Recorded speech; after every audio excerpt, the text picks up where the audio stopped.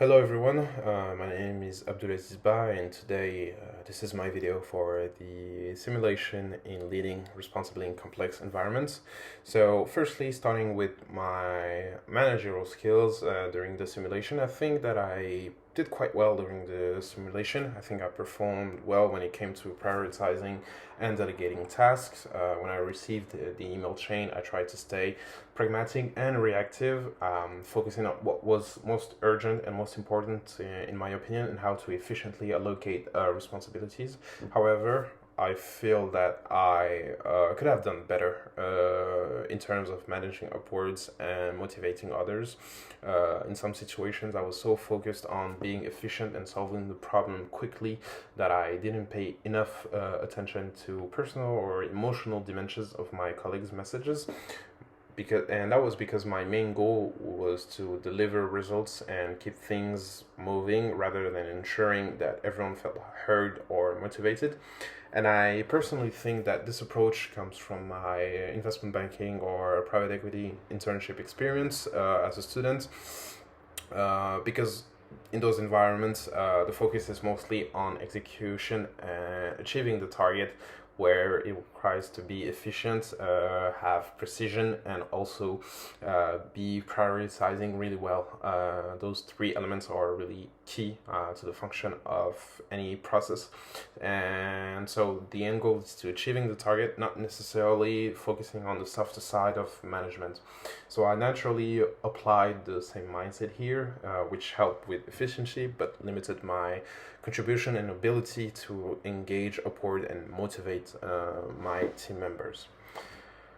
Then, considering the use of AI during the simulation, I actually use AI tools during the simulation, especially for drafting some of my emails, responses. And for example, I could say that I used that for the customer complaint response to an email.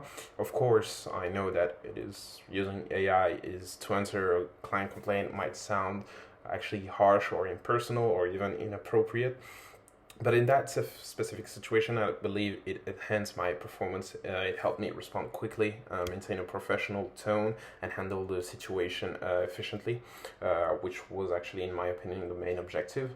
And at that point, in my opinion, it was more important actually to acknowledge the client request and the client complaint by itself, and then acting and arranging processes as they should be to not let it happen again, rather than actually putting that much thought into the response.